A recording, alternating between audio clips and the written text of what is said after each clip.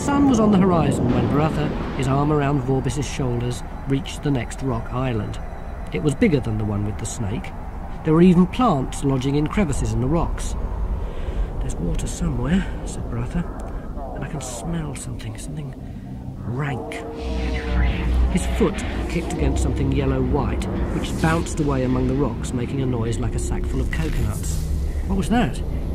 "Definitely not a skull," lied Om. "There's bones everywhere."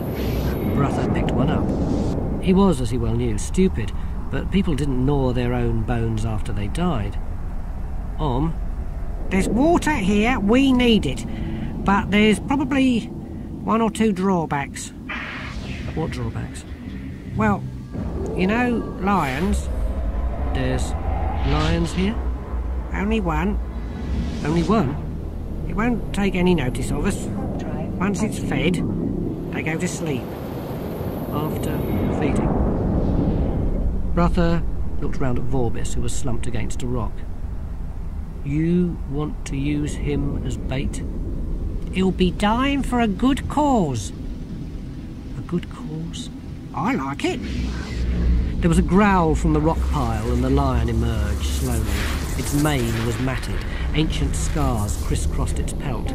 It dragged itself towards BhaRhaTah, back legs trailing uselessly.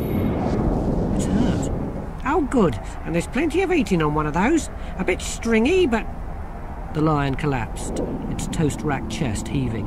A spear was protruding from its flank. Flies flew up in a swarm. "We can't just leave it." "We can. It's a lion. You leave lions alone." BhaRhaTah knelt down and grasped the spear haft. The lion grunted as he withdrew the head. It must have met the soldiers when they were on the way to a feeding. He tore a strip from his robe and tried to clean the wound. "We want to eat it, not cure it. What are you thinking of?" "It wanted to be helped." "And soon it will want to be fed." BhaRhaTah gazed at the rock pile. The boulders formed a maze of half-open tunnels and caves. By the smell, the lion had lived there for a long time and had quite often been ill. "What's so fascinating about a lion's den?" "It's got steps down it." There were no whispering voices here. Even the small gods kept away from abandoned temples, for the same reason that people kept away from graveyards. The only sound was the occasional plink of water. Each drop took minutes. It was hypnotic. BhaRhaTah found himself staring at each developing drip. "How?" said Om.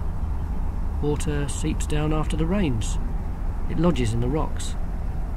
It dripped into a shallow pool in front of what looked like an altar. There were a few statues, all of them toppled. "I want to get out of here," said Om.